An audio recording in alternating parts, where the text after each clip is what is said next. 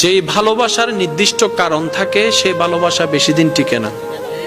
মনে করেন আপনি কাউকে ভালোবেসেছেন তার হাসি দেখে, এই হাসি যতদিন সুন্দর লাগবে ভালোবাসা থাকবে, হাসি যখন সুন্দর লাগবে না ভালোবাসা অটোমেটিক শেষ হয়ে যাবে। তো সত্যিকার ভালোবাসা কি জানেন?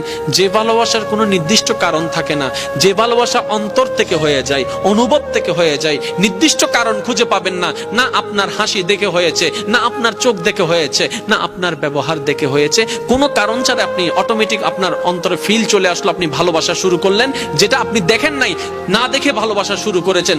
দেখবেন এই ভালোবাসা কখনো শেষ হবে না। মনে রাখবেন এটা রহমানের দরবার থেকে স্বামীর অন্তরে স্ত্রী, স্ত্রীর জন্য স্বামীর জন্য আসা ভালোবাসা। কেমন ভালোবাসা?